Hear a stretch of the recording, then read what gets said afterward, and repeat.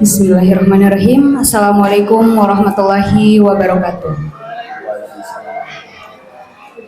Alhamdulillahirabbil alamin wa bihi nasta'inu ala umuri dunya waddin. Wassalatu wassalamu ala asrofil anbiya'i wal mursalin wa ala alihi wa sahbihi ajmain, amma ba'du. Yang terhormat Ketua Gugus Dewi Sartika, yang saya hormati Ketua KKG Gugus Dewi Sartika serta para pengurus, dan yang saya cintai dan banggakan Bapak Ibu guru hebat Gugus Dewi Sartika.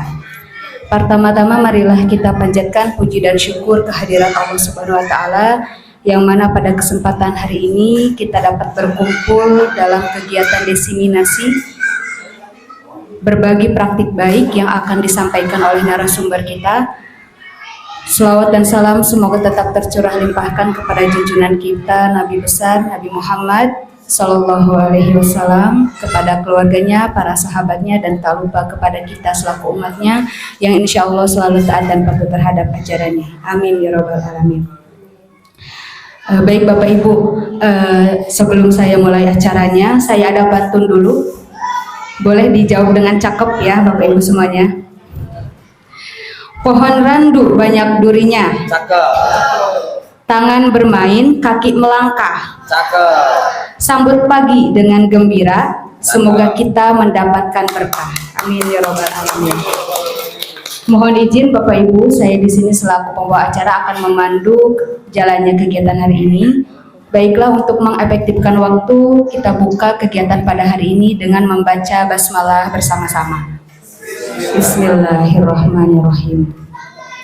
Untuk selanjutnya, untuk meningkatkan rasa nasionalisme dan rasa cinta tanah air, marilah kita nyanyikan lagu kebangsaan Indonesia Raya. Hadirin dimohon berdiri.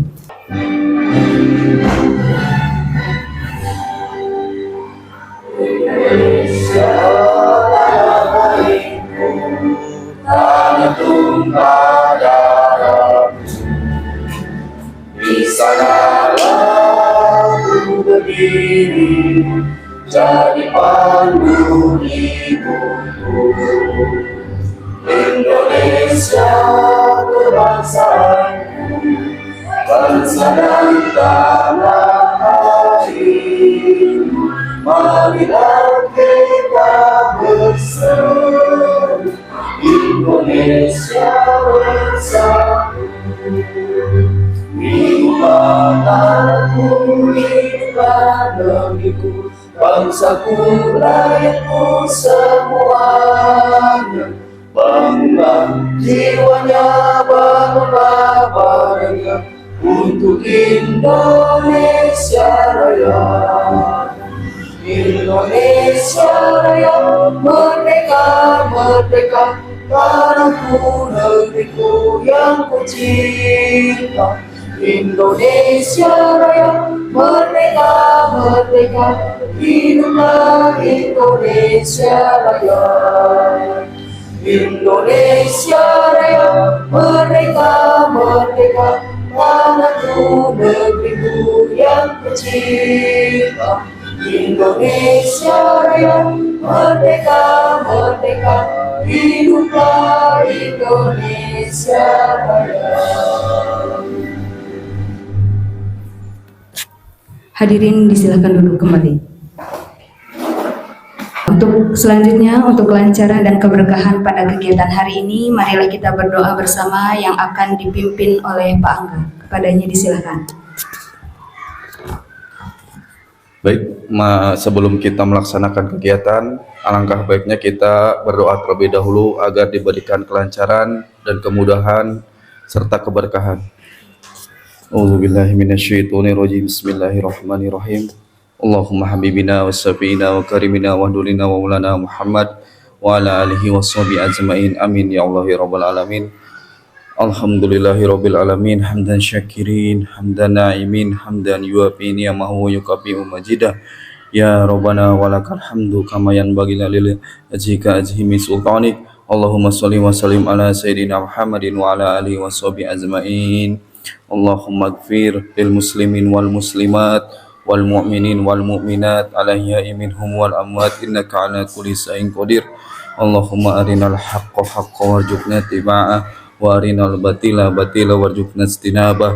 Allahumma inna nas'aluka salamatan fid din wal afiyatan fil jasad wa ziyadatan fil ilmi wa barakatan fil rizqi wa taubatan qabla al maut wa rahmatan indal maut wa maghfiratan ba'dal maut. Allahumma hawwin alaina bis sakaratil maut wa najata minan nar wa la indal hisab. Rabbana atina fid dunya hasanah wa fil akhirati hasanah wa qina adzabannar. Subhana rabbika rabbil izzati amma yasifun. Wassalamun alal mursalin walhamdulillahi rabbil alamin.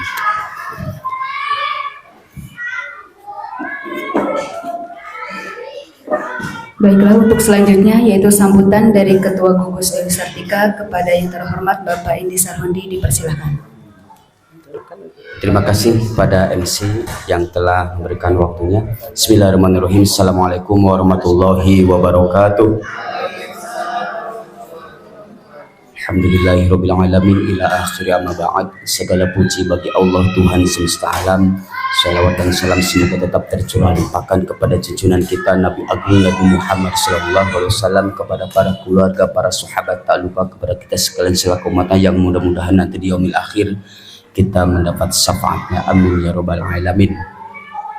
Ibu kepala sekolah, alhamdulillah diwakili ini semua kepala sekolah dari SDN Cikubang Sari. Mungkin yang lain masih ada kegiatan sehingga tidak bisa hadir pada acara pembukaan ini. Bapak Ketua KKG yang hebat, teman saya, partner pas ya, partner naon lah pokoknya. Bagus lah, beserta tim teknis di kita lengkap, ustadznya ada, MC-nya bagus ya, tim operator untuk upload ke YouTube-nya ada tuh ya. Ini yang mudah-mudah semua, mudah-mudahan ya saya berharap ini tim muda ini terus meningkatkan apa yang sudah dialami sehingga bisa diaplikasikan dalam berbagai praktik baik. Contohnya sekarang Wiyeti akan mendiseminasikan praktik baik, disiplin positif, dan segitiga restitusi. Mudah-mudahan nanti ada feedback dari teman-teman semuanya, tim teknis, karena ini mewakili semua sekolah. Jadi minimalnya ini tim muda ini di sekolahnya menjadi patokan contoh teladan untuk menciptakan praktik-praktik baik di kelasnya. Maksudnya apa? Saya teringat dengan sebuah kata-kata bahwa mencoba adalah pengalaman dan tidak semua pengalaman itu gagal, gitu ya. Artinya ya pikiran itu harus diuji gitu loh. Pikiran itu harus diuji. Dulu ketika zaman sertifikasi awal itu hanya portofolio yang dipraktekkan, tolak ukurnya hanya portofolio, entah piala siapa yang dipoto-foto itu yang penting ada, itu tolak ukurnya. Artinya di zaman sekarang itu tolak ukur itu ya ada pada diri Bapak Ibu semuanya. Tolak ukurnya ya pikirannya harus diuji, gitu kan, berdasarkan pengalaman-pengalaman yang sudah dipraktekkan. Apalagi sekarang akan menghadapi observasi kelas, persiapan observasi kelas di PMM. Jadi saya pesan untuk tim-tim muda ini, ketika observasi sudah jadwalkan, modulnya tolong dikemas sedemikian rupa dan prakteknya tuh harus lebih menonjol dari yang lain. Ya saya yakin, saya percaya teman-teman sekalian pasti bisa lebih daripada yang lain. Yang selanjutnya kita harus mengingat kembali kata merdeka, karena kita menuju perubahan. Kita harus berubah, kita harus keluar dari zona nyaman. M yang pertama adalah mulai dari diri sendiri.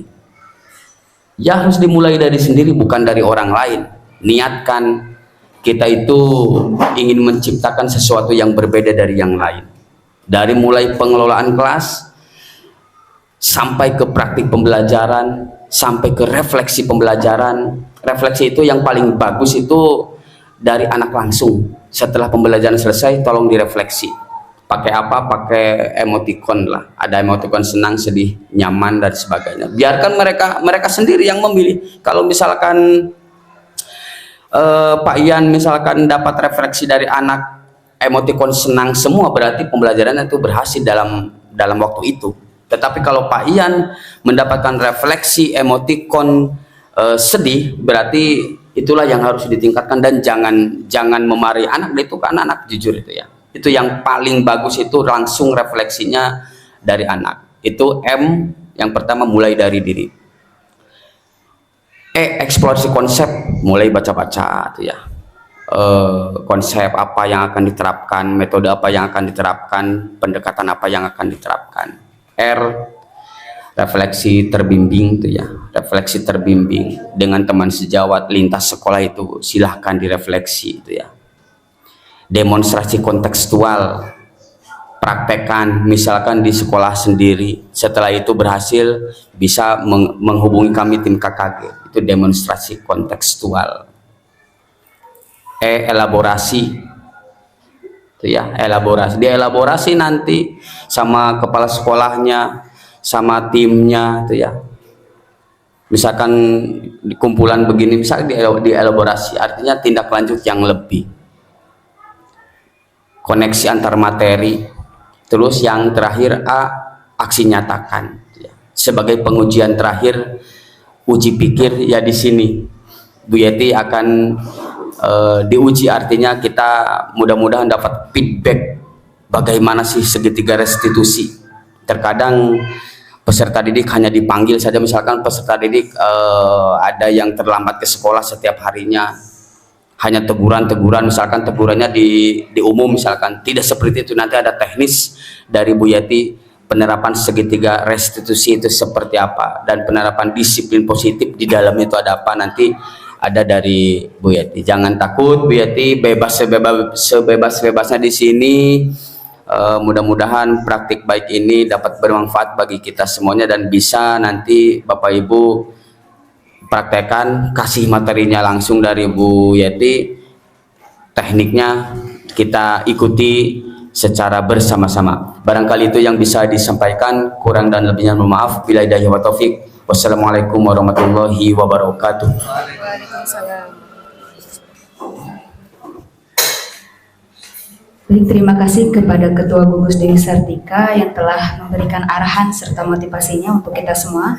Kita lanjutkan ke acara inti, yaitu pemaparan materi dari Ibu Yeti Ernawati. Beliau sebagai calon guru penggerak angkatan 11 dari SDN 1 Cilacap yang akan memaparkan mengenai mendesiminasikan tentang segitiga restitusi dan disiplin positif ya. Baik, untuk itu langsung saja kepada Ibu Yeti, dipersilahkan. Kasih close untuk Beri tepuk tangan dulu untuk Ibu Yeti. Oke, bismillahirrahmanirrahim. Assalamualaikum warahmatullahi wabarakatuh. Rabbi shrah li sadri wa yassir li amri wahlul 'uqdatam min lisani yafqahu qawli. Ya Fatahu ya Alim, ya Fatahu ya Alim, ya Fatahu ya Alim. Terima kasih kepada Bapak Ketua Gugus, kepada Ketua KKG dan rekan-rekan semua yang telah memberikan saya tempat dan waktu untuk melaksanakan aksi nyata modul 1.4 desiminasi budaya positif. Kita mulai aja dari pembelajaran dengan paradigma baru. Perubahan paradigma dalam membangun budaya positif sekolah dapat menyediakan lingkungan yang positif, aman dan nyaman agar siswa mampu berpikir, bertindak dan mencipta dengan merdeka, mandiri dan bertanggung jawab. Jadi kita itu ada paradigma pembelajaran, paradigma lama dan paradigma baru. Jadi dalam paradigma baru ini kita guru itu tidak boleh dan tidak bisa untuk mengontrol murid. Jadi kontrol dalam pembelajaran itu ada dari diri murid itu sendiri ya. Dan dalam pembelajaran itu harus dirancang berdasarkan prinsip berdiferensiasi.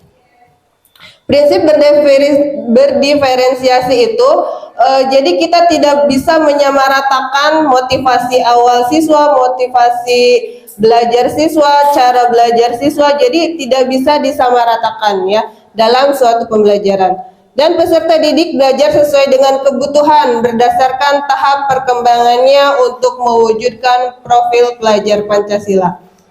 Profil pelajar Pancasila seperti yang kita tahu ada beriman bertakwa kepada Tuhan dan berakhlak mulia, berkebinekaan global, bergotong royong, kreatif, bernalar kritis, dan mandiri. Masih ingat ibu-ibu, bapak-bapak lagu profil pelajar Pancasila? Boleh sama-sama ya?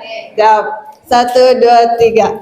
Pelajar Pancasila beriman dan bertakwa pada Tuhan dan berakhlak mulia, berkebinekaan global, gotong royong mandiri, kreatif dan bernalar kritis. Oke, terima kasih semuanya.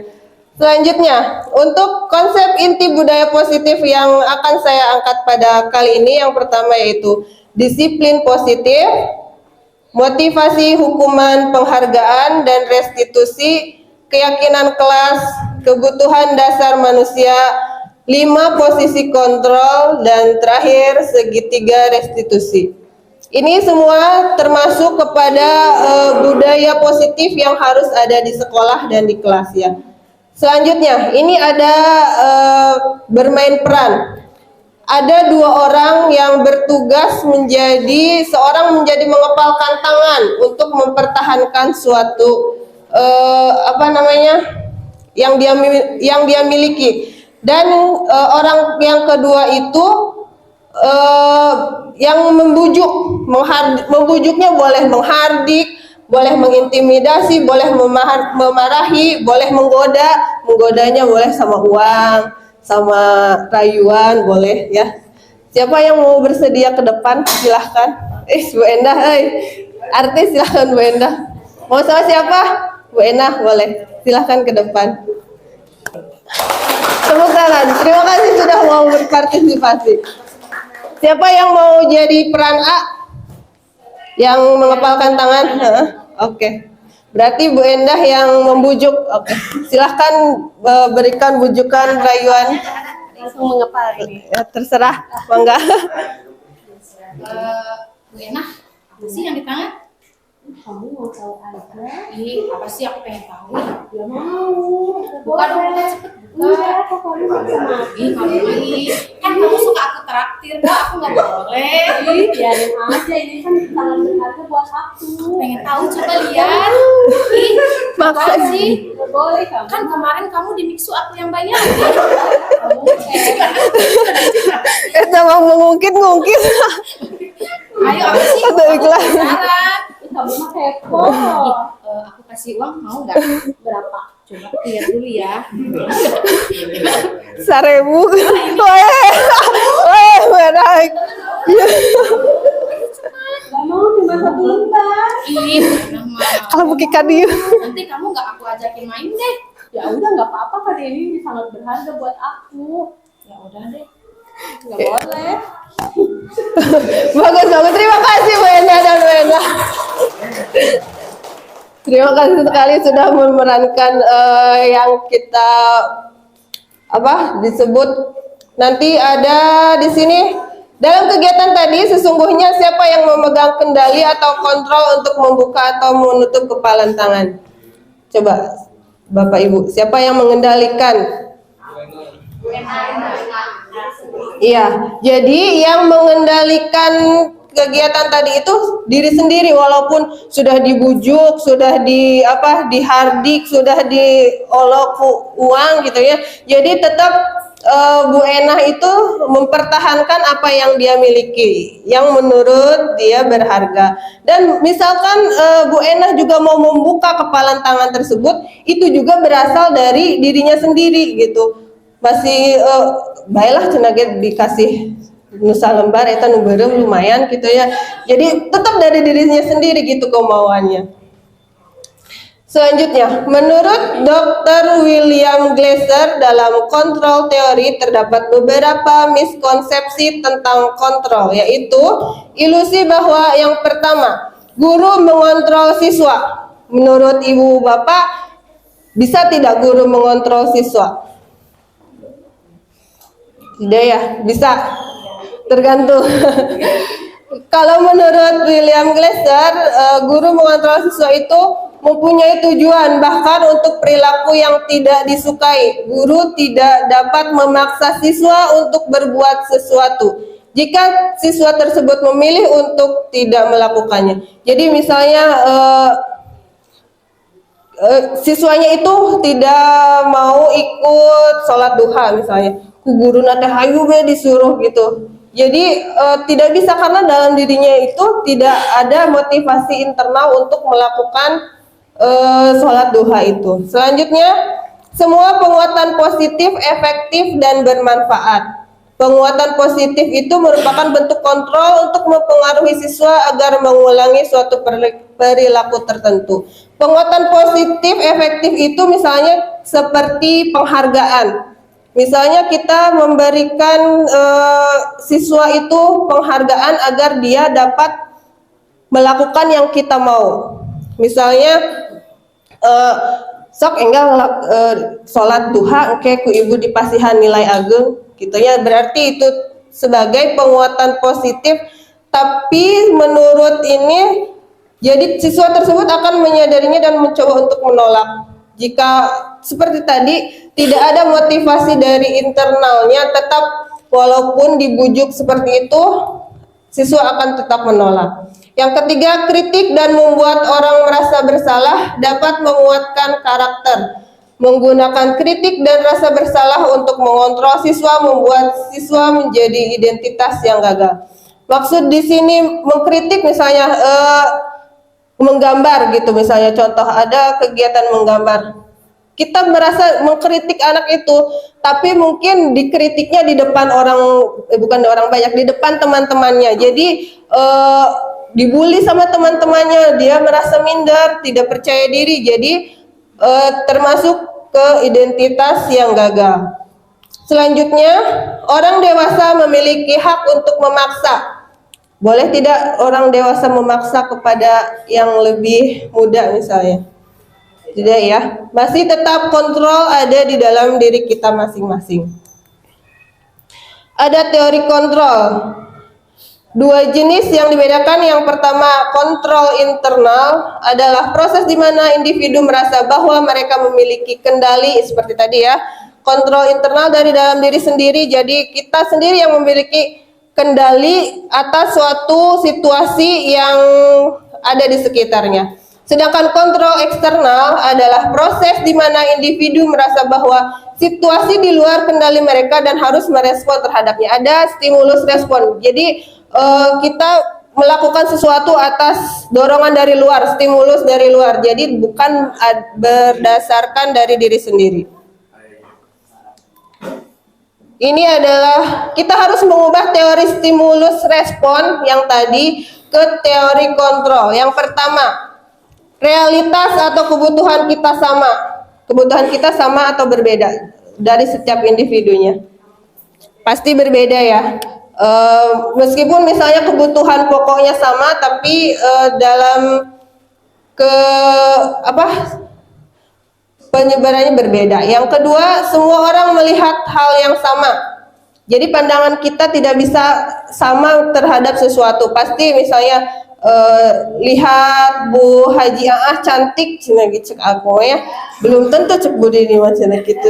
Jadi cantik cantik pasti cantik berarti itu ya. Jadi semua orang yang melihat itu memiliki gambaran yang berbeda. Yang ketiga, kita mencoba mengubah orang agar berpandangan sama dengan kita. Seperti tadi yang kedua cina budi ini Bu Ah teh cantik cek orang macam budi ini kudu cantik tah henteu gitu ya. Jadi jangan mencoba untuk merubah pandangan seseorang agar mengikuti pandangan kita. Keempat, perilaku buruk dilihat sebagai suatu kesalahan. Nah, jika anak di sekolah itu di kelas misalnya membuat kesalahan, kita pasti mencap budak eta teh nakal, baong, cenah gitu, teu nurut. Nah, itu teh berarti masih ke teori stimulus respon. Harusnya ke teori kontrol itu kita jadi bisa mengontrol diri. Jadi kita bisa berkolaborasi dengan anak. Anak itu melakukan kenakalan tadi itu pasti ada tujuan dan sebabnya. Motivasinya apa melakukan itu. Nomor 5 dan nomor 6, orang lain bisa mengontrol saya bisa mengontrol orang lain. Kalau di teori kontrol itu hanya diri kita sendiri yang dapat mengontrol apa yang akan kita lakukan. Nomor 7, pemaksaan ada pada saat bujukan gagal. Jadi kalau orang tegas ngarayu, hayu enggak sholat duha, terus dirayu, terus kumaha secara baik-baik, tapi secara itu anaknya tidak mau, tetap jadi timbulnya pemaksaan. Harusnya ada kolaborasi atau ngobrol gitu. Jadi jangan terlalu menjudge anak. Selanjutnya, model berpikir menang kalah. Harusnya model berpikir menang-menang. Jadi misalnya kita sudah tadi, misalnya Bu Endah sama Bu Enah Bu Endah tetap mempertahankan, itu berarti bukan berarti Bu Enah menang ya, Bu Endah yang kalah, tapi berarti dua-duanya tetap menang dengan keputusannya masing-masing. Selanjutnya tentang disiplin positif. Menurut Ki Hajar Dewantara, untuk menciptakan siswa yang merdeka, maka syarat utamanya harus mempunyai disiplin yang kuat, yaitu disiplin diri yang berasal dari motivasi internal. Seperti tadi ya, harus tetap dari motivasi internal atau dari dalam diri sendiri. Jika tidak mempunyai motivasi internal, maka diperlukan motivasi eksternal untuk mendisiplinkan. Jadi motivasi eksternal itu bukan untuk memaksa, tapi untuk mendisiplinkan yang belum ada dari dirinya motivasi internal. Disiplin positif merupakan suatu pendekatan untuk menerapkan disiplin dari dalam diri anak tanpa hukuman dan hadiah. Jadi misalnya anak melakukan kebaikan juga diusahakan jangan ada hadiah atau penghargaan. Selanjutnya, memahami motivasi internal, mengajarkan anak bertanggung jawab, menumbuhkan kesadaran diri berdasarkan nilai-nilai kebajikan, mengontrol diri dalam melakukan segala tindakan. Selanjutnya, motivasi perilaku manusia. Ada 3 motivasi perilaku manusia. Yang pertama, untuk menghindari ketidaknyamanan atau hukuman. Contoh, untuk menghindari ketidaknyamanan, misalnya kita datang ke sekolah itu pagi-pagi sebelum jam masuk, jam absen. Itu untuk apa? Biar tidak dimarahin kepala sekolah, biar tidak ada teguran dari masyarakat gitu ya. Dan yang kedua, untuk mendapatkan imbalan penghargaan dari orang lain, biar dipuji juga itu sama kepala sekolah, nanti sama masyarakat juga dilihat, si ibu eta mah rajin, cenah datangna sebelum bel udah datang gitu. Jadi pangheulana bae cenah datang teh. Itu untuk mendapatkan penghargaan. Dan yang ketiga, untuk menjadi orang yang mereka inginkan dan menghargai diri sendiri dengan nilai-nilai yang mereka percaya. Ini berasal dari motivasi internal, berarti kita melakukan hal tersebut berdasarkan dari diri kita sendiri, kemauan kita sendiri. Menurut Bapak Ibu, dari 3 motivasi ini, motivasi yang mana yang bagus lah gitu? Yang ketiga ya, jadi motivasi internal dari dalam diri. Nah, motivasi yang diharapkan adalah motivasi internal. Guru berusaha menumbuhkan motivasi internal dalam diri peserta didik. Soalnya saya rasa dari dalam peserta didik itu masih kurang motivasi internalnya, betul tidak?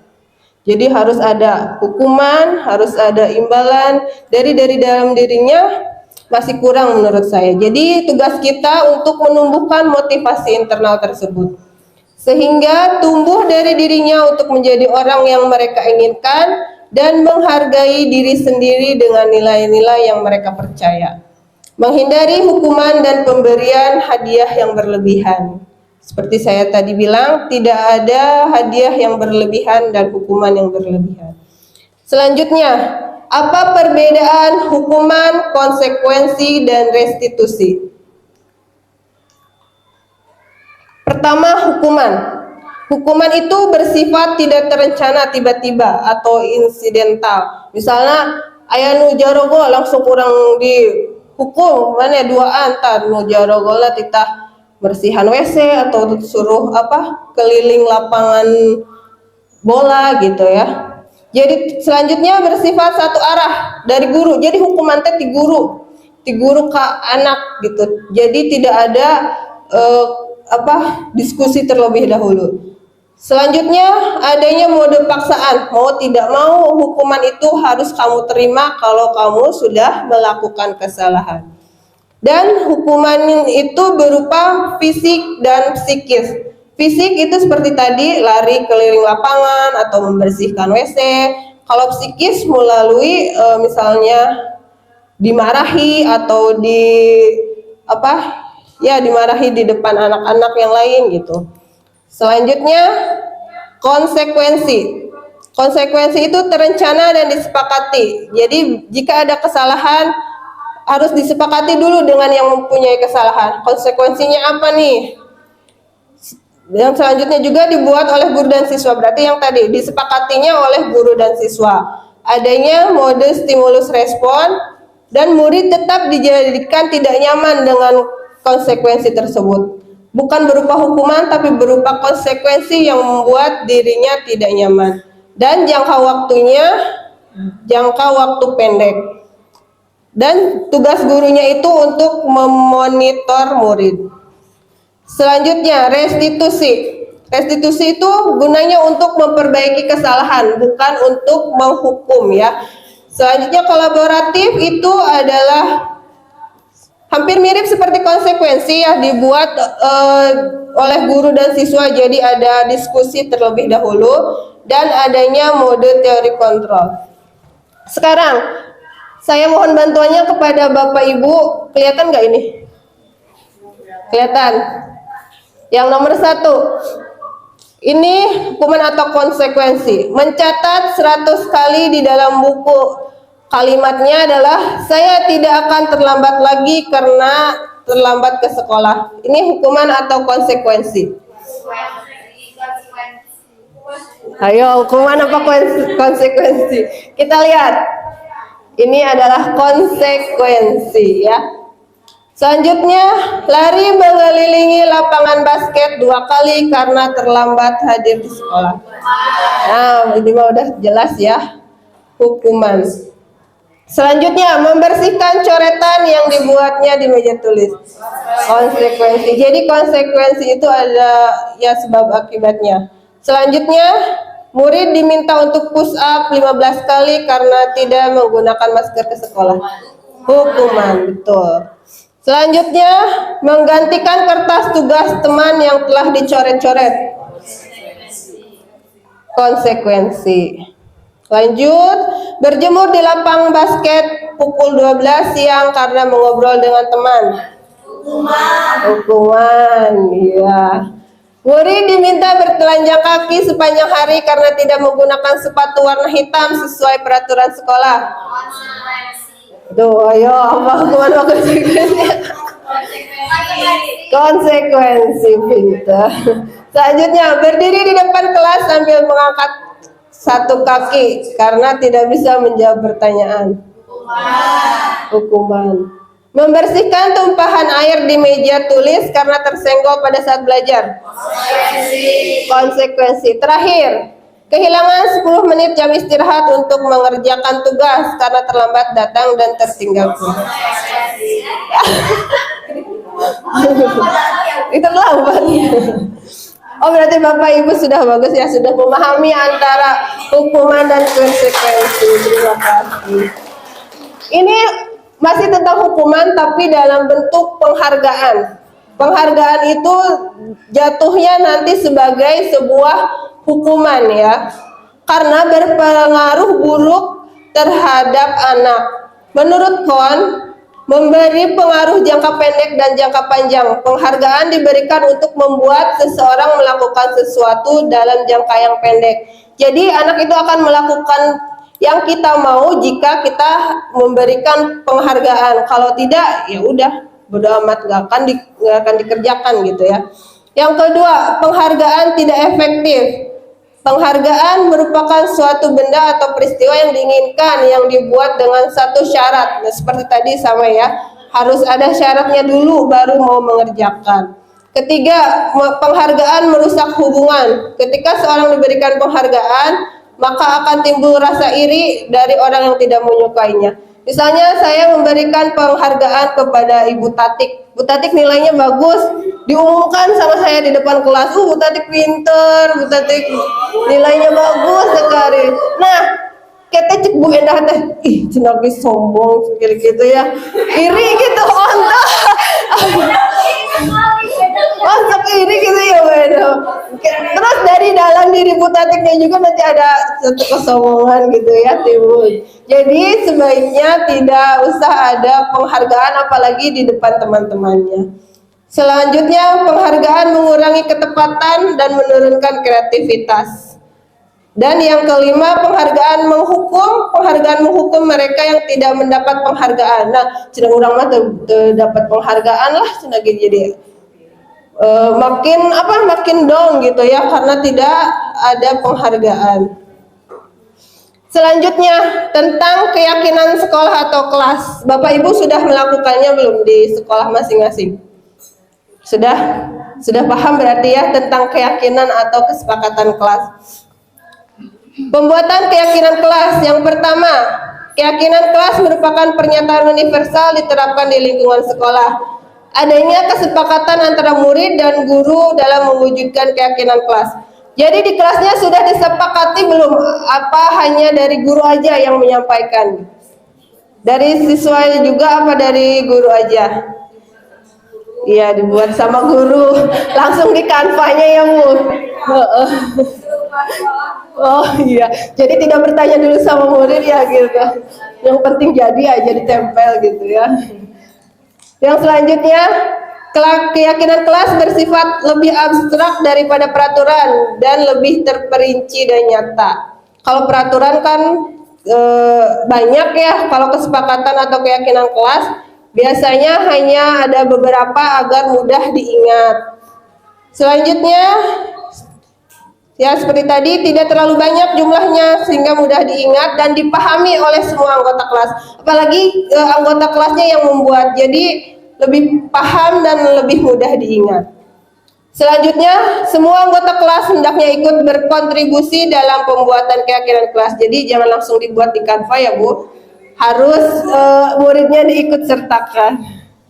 Selanjutnya, semua anggota kelas bersedia meninjau kembali. Jadi yang udah kita buat itu kita cek lagi nih apa hasilnya, sudah memenuhi kemauan semua anggota kelas atau tidak. Ini untuk keyakinan kelas tabel T. Ada tampak seperti dan tidak tampak seperti. Tampak sepertinya datang tepat waktu, tidak tampak sepertinya datang terlambat. Ini kebalikannya gitu ya. Jadi ada yang harus dilakukan dan yang tidak harus dilakukan. Selanjutnya ini, keyakinan kelas ada guru tugasnya sebagai apa dan murid tugasnya sebagai apa. Guru tugasnya sebagai apa sih Bu? Maca etama. Punten, guru tugasnya punten. Iya, guru tugasnya sebagai fasilitator dalam pembelajaran. Punten. Jadi guru tugasnya hanya menjadi fasilitator. Anak-anak diusahakan untuk mencari sendiri bahan-bahan pelajaran yang akan kita pelajari. Jadi kita hanya memfasilitasinya saja. Dan memberi rasa aman dan nyaman pada siswa. Jadi misalnya Bu Endah mata pelajaran agama, pas pelajaran agama, duh hoream cina ge teu nyaman ari pelajaran agama teh guruna galak tuh sih Bu. Nah, jadi kita harus memberi rasa aman dan nyaman pada siswa dan menjadi teladan. Kita harus menjadi teladan untuk siswa, membuat perencanaan pembelajaran Osok tara Bu Haji, ada perencanaan pembelajaran. Osok. Oh, osok. Kedah ya bener. Selanjutnya mengevaluasi hasil pembelajaran. Pak Angga usah mengevaluasi hasil pembelajaran, Pak Angga. Insya Allah, luar biasa. Nanti dicek lah.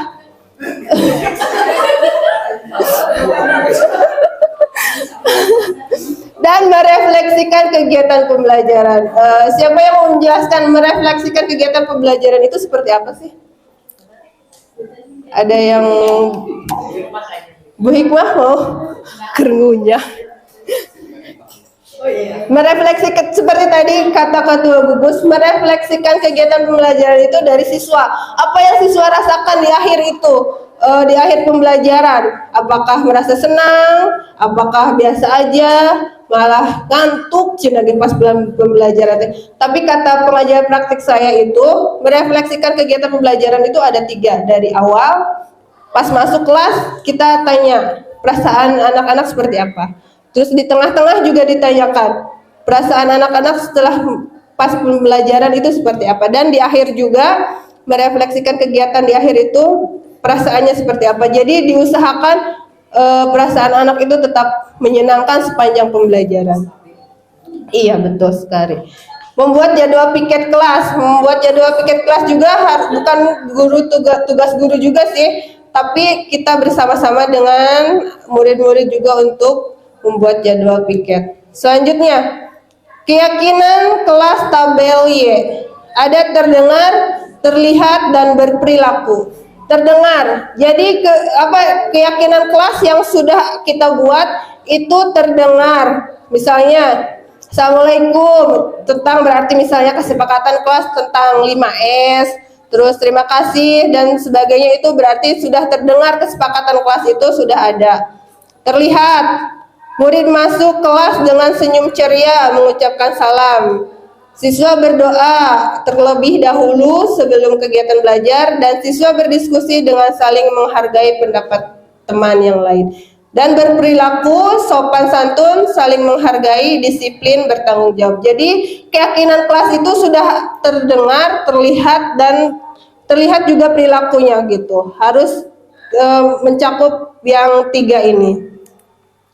Selanjutnya, keyakinan kelas masih tabel Y, menggali peraturan-peraturan yang perlu disepakati. Seperti tadi, kita kumpulkan post-it yang sudah kita bagikan, terus kita tempelkan ke anak-anak, suruh tempel. Itu berarti menggali peraturan yang perlu disepakati.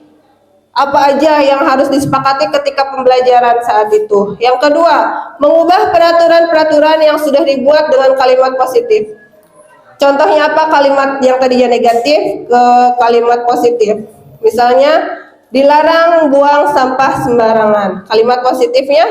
Buanglah sampah pada tempatnya. Buanglah sampah pada tempatnya. Yang kedua misalnya, tidak boleh makan di kelas. Kalimat positifnya?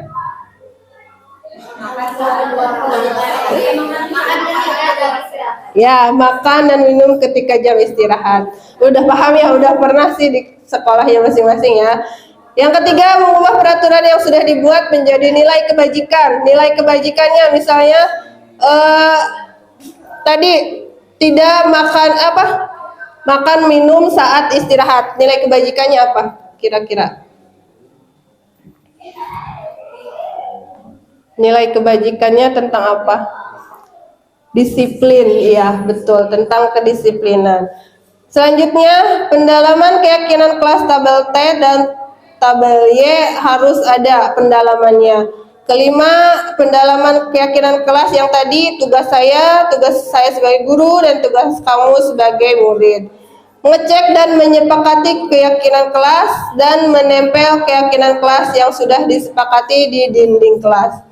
Jadi nanti setelah sudah disepakati keyakinan-keyakinan kelas tersebut, kita boleh membuat di kanvas seperti Ibu Meli tadi, dan boleh juga membuat di kertas manila, misalnya menyuruh anak-anak menggambar apa, menempel apa. Jadi tidak perlu kita yang membuatnya, bisa sama anak-anak biar lebih kreatif.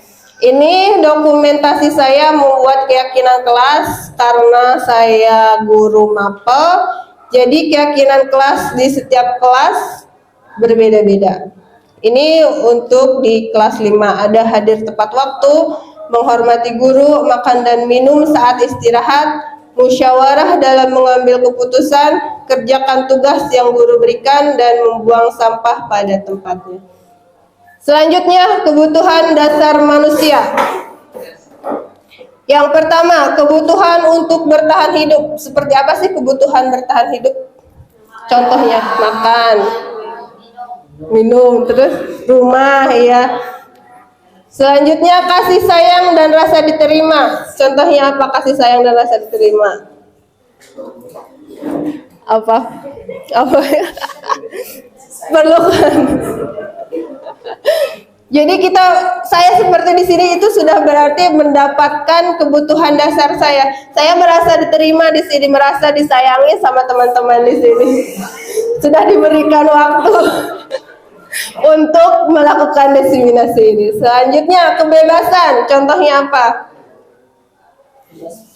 Bebas berpendapat boleh. Selanjutnya berekspresi boleh. betul. Misalnya terus kebebasan di kelas misalnya contohnya cenah kamari teh naon Bu Meli kabulak balik bae ka WC cenah nuju di belajar teta berarti si anak teh butuh kebebasan cenah dari kelas mah diawasi tuh bisa pegel jadi pura-pura ka WC gitunya biar ada rada-rada tengantuk gitu warnanya. Selanjutnya kesenangan. Kesenangan apa?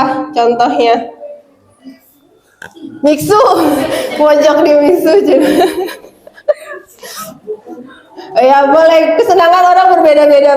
Mungkin Bu Endah kalau lagi penat ke mixu gitu ya, di traktir betating. Oke siap, nanti pulang dari sini ya.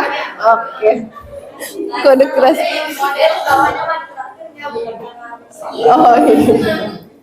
Selanjutnya penguasaan. Contoh penguasaan apa?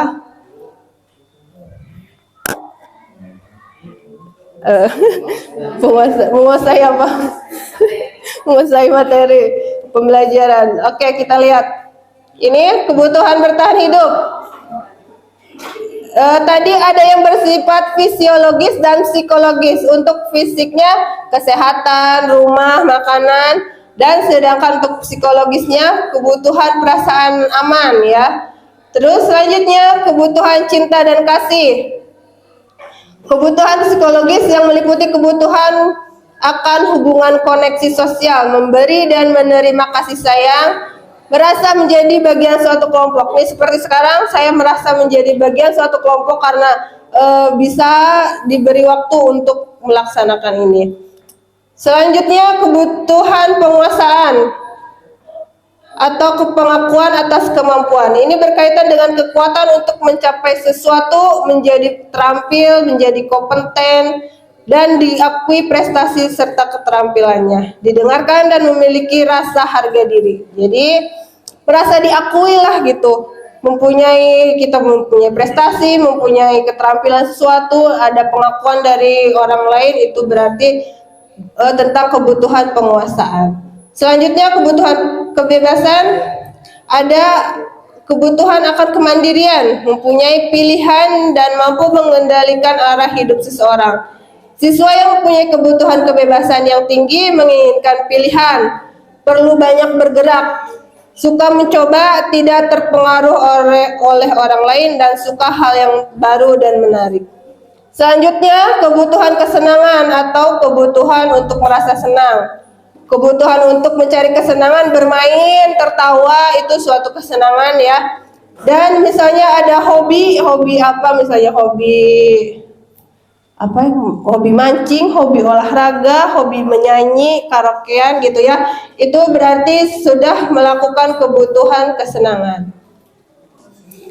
Selanjutnya, posisi kontrol seorang guru. Ada 5. Yang pertama, penghukum, pembuat rasa bersalah, pemantau, teman, dan manajer. Sekarang saya ada pertanyaan. Posisi kontrol apakah aku? Saya kecewa sekali dengan kamu. Tadi kan Ini ada posisi kontrolnya, ada ini penghukum, pembuat rasa bersalah, pemantau, teman, dan manajer. Sekarang ini apa? Saya kecewa sekali dengan kamu. Menurut Bapak Ibu ini sebagai posisi kontrol apa? Betul, pembuat rasa bersalah. Selanjutnya, kamu tidak pernah benar melakukannya. Nah, ini sebagai posisi kontrol apa? Nah, tadi apa aja ya? Pilihannya nih.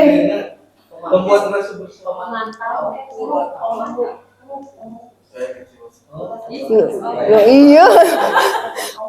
Kamu tidak pernah benar melakukannya. Pemantau, kita lihat. Wow. Tepuk tangan atau masih salah lagi?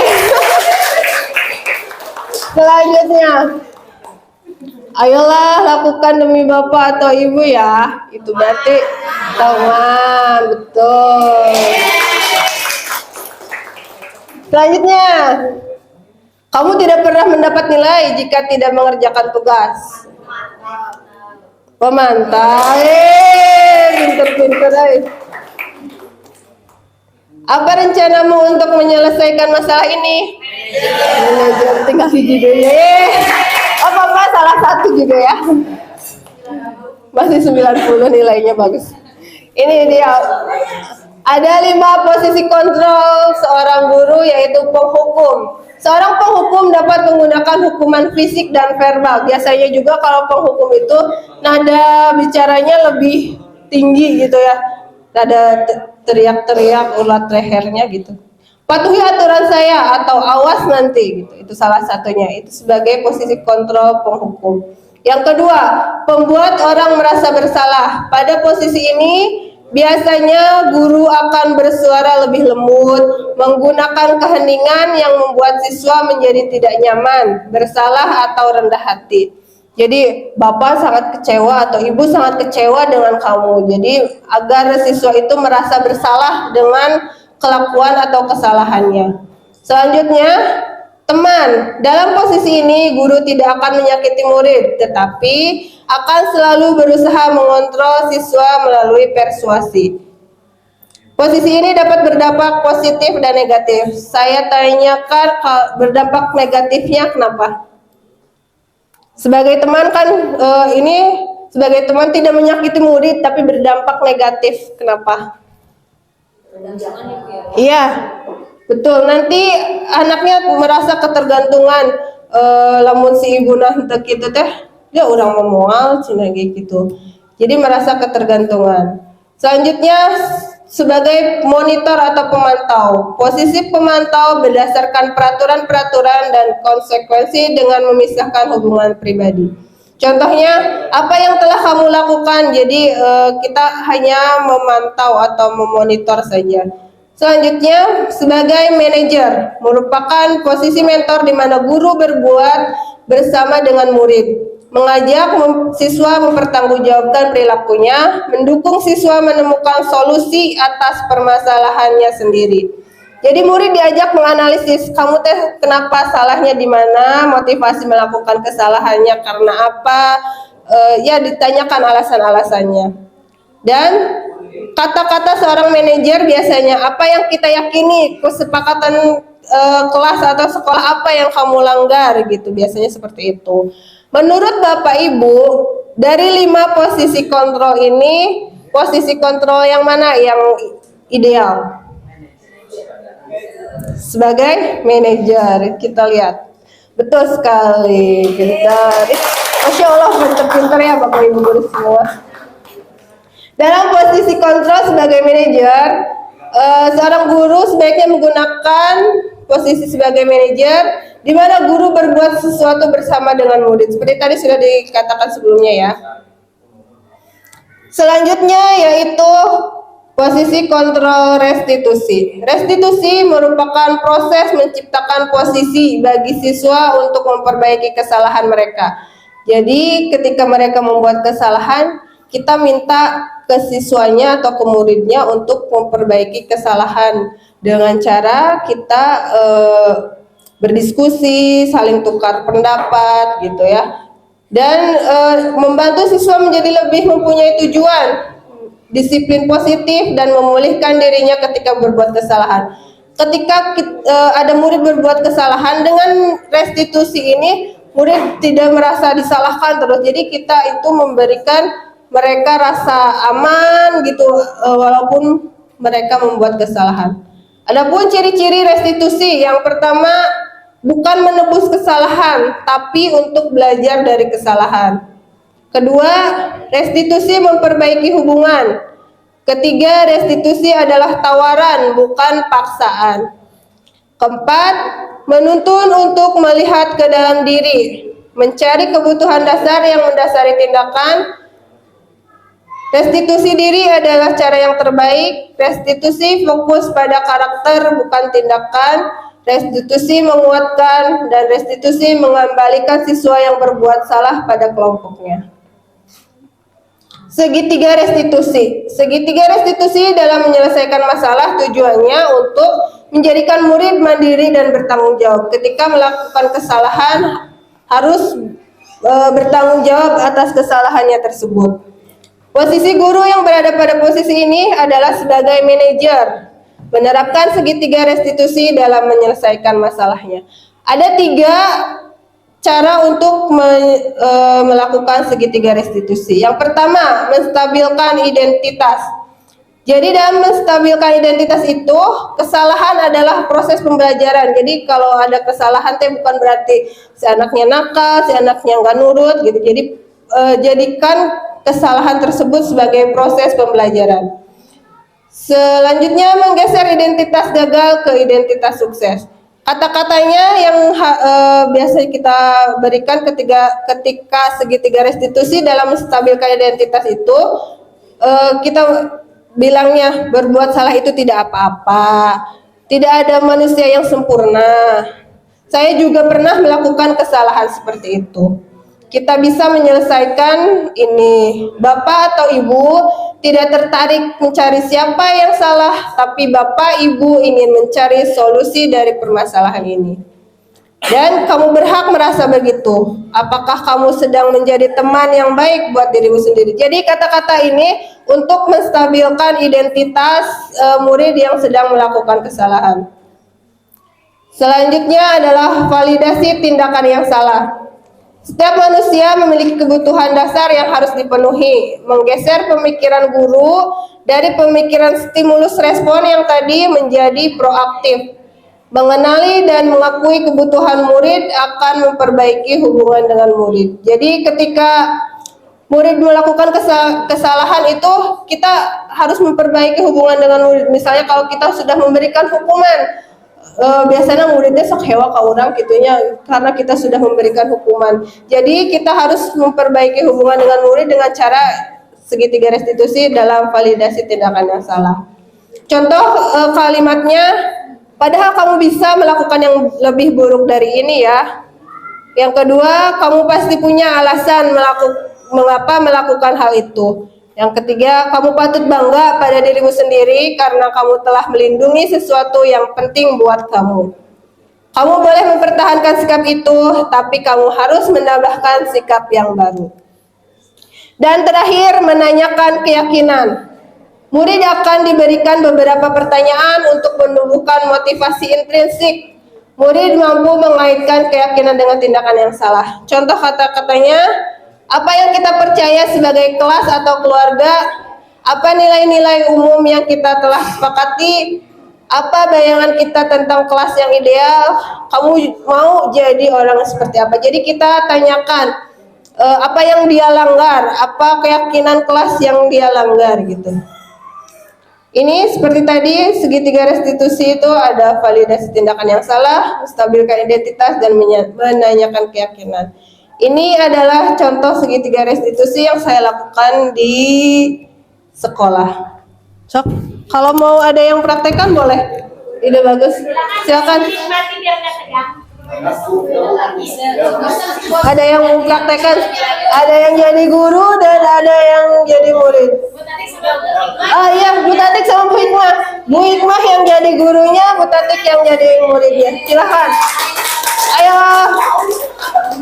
Ayo. Skenario-nya apa?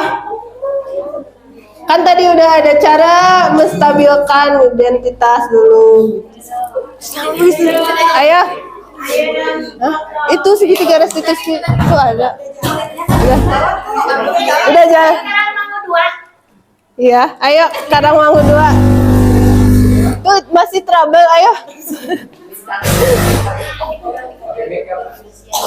Oke. Ayo, please.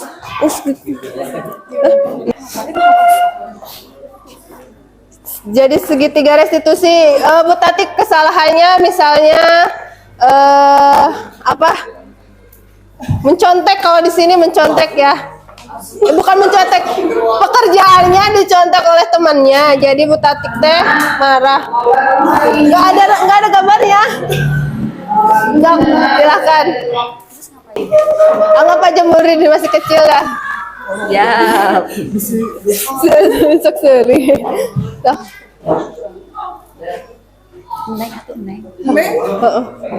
Neng, apa kabar hari ini? Gimana kabarnya hari ini? Baik Ibu, Alhamdulillah. Tapi hari ini aku kesal sekali. Karena kan aku tadi sudah mengerjakan tugas dengan sangat semangat, belajar mati-matian, tidak tidur, ulangan. Tapi teman aku yang sampingnya nyontek, jadinya aku kesel banget.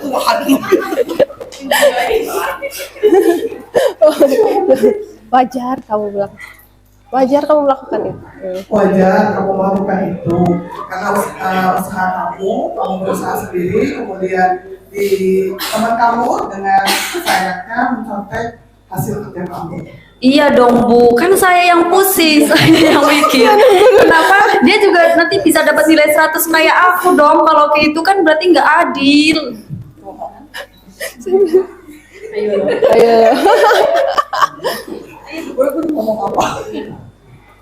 Wajar. Wajar. Terus kamu Apa yang akan kamu lakukan? seharusnya kamu lakukan Yang seharusnya kamu lakukan ketika marah? Harusnya sih saya bisa lebih mengontrol diri lagi Ibu. Misalnya, tadi kamu marahin teman kamu. Iya, tadi saya marah-marahin, saya maki-maki. Apa yang seharusnya? Iya, tadi saya marah-marah ke dianya, kelepasan Ibu. Kan sayanya kesel, jadi ya marah aja gitu. Apa yang seharusnya kamu lakukan? Yang seharusnya kamu lakukan lebih menahan emosi. Ya, lebih proaktif dengan menahan emosi, beristighfar mungkin ya Bu ya. Ribut aja ribut. Keyakinan kelas apa yang kamu langgar gitu? Keyakinan kelas apa yang kamu langgar? Mengganggu ketertiban umum mungkin Bu. Ketertiban kelas. Ya. Mengganggu ketertiban kelas. Baik, lain kali jangan kayak gitu ya, bisa mungkin dilaporkan dulu ke ibu atau kamu ngomong baik-baik ke teman kamu supaya tidak ada dendam. Siap Ibu, saya juga menyesal karena tadi sudah kelepasan, tidak bisa mengontrol diri.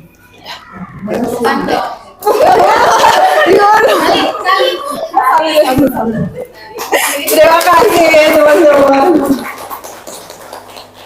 Oke, dari kegiatan segitiga restitusi itu berarti kita ketika anak melakukan kesalahan tidak langsung menghukum dan menjudge anak itu bersalah. Kita tanyakan dulu seperti tadi, kenapa maki-maki temannya gitu? Karena dia punya alasan, karena tugasnya atau ulangannya dicontek sama temannya. Misalnya datang terlambat, tanya dulu kenapa. Misalnya karena bangun kesiangan atau tadi malamnya sudah menjaga orang tua yang sedang sakit misalnya. Kita harus mencari tahu dulu alasannya, jangan langsung memarahi. Kebetulan slide-nya juga sudah habis. Terima kasih semuanya, terima kasih partisipasinya.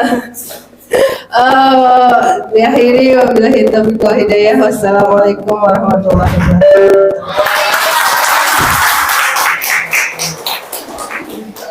Beri tepuk tangan yang meriah dulu untuk narasumber hebat kita pada hari ini. Ya, Untuk selanjutnya, sebelum ke acara selanjutnya, mohon arahan dan motivasinya dari Ketua PGRI Keramat Mulia kepada yang terhormat Bapak Sultan Haji. Langsung saja. Oh, baik. Untuk selanjutnya, mungkin kita adakan ice breaking terlebih dahulu, ya. Baik, dari siapa yang mau mengisi ice breakingnya? Dari Pak Angga boleh.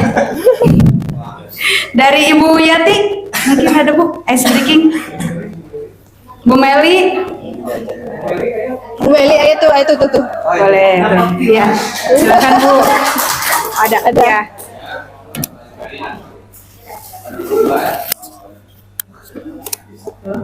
Ada. Selamat siang Bapak dan Ibu semuanya, KKG Gus Dewi Sartika. melupakan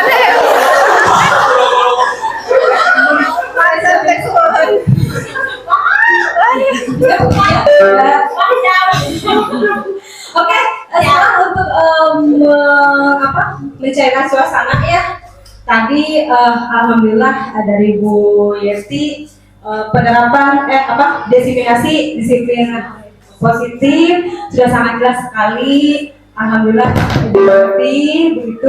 Sekarang coba berdiri dong. Kita main tepuk-tepukannya. Mungkin udah ada yang pernah nih. Tepuk 1, tepuk 2, 3, ya gampang aja tepuk-tepukannya. Tepuk 1, tepuk 2, kiri kanan dong. Tepuk 1, tepuk 2, tepuk 3, tepuk 3, 1, 2, 3, tepuk 4, kiri 2 kali, kanan 2 kali, tepuk 5, bisa.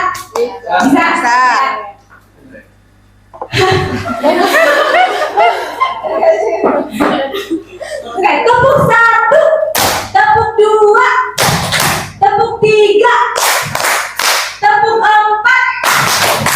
tepuk 5, tepuk 5, tepuk 1, tepuk 2, tepuk 3, tepuk 4, tepuk 5 2 kali.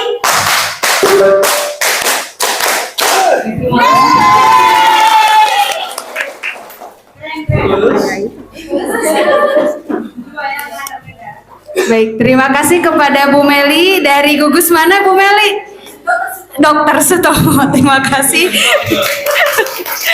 Terima kasih sudah mengisi ice breaking. Wah, iya, luar biasa sekali. Iya, alumni ya Bu, alumni Dewi Sartika. Oh iya, siap. Ya, terima kasih sekali lagi kepada Bu Meli yang yang telah mengisi ice breakingnya. Bisa diaplikasikan oleh Bapak Ibu semuanya di kelas ya, di pembelajaran. Wah, luar biasa sekali. Untuk selanjutnya mungkin karena kita sudah tidak ada tanggapan, mungkin ya Ibu mau ada, boleh apabila ada yang ingin memberikan pertanyaan atau mungkin masih bingung atau masih ada pertanyaan mengenai apa sih keyakinan kelas itu atau seperti apa sih segitiga restitusi itu. Ada Bapak Ibu? Atau sudah cukup? Cukup. Ya, baik, alhamdulillah. Untuk selanjutnya mungkin kita lanjutkan ke karena selanjutnya kita langsung saja tutup kegiatan hari ini dengan membaca hamdalah bersama-sama. Alhamdulillah. Saya selaku pembawa acara mohon undur diri. Mohon maaf apabila ada kesalahan ataupun kehilapan. Ditutup dengan billahi taufiq wal hidayah. Wassalamualaikum warahmatullahi wabarakatuh.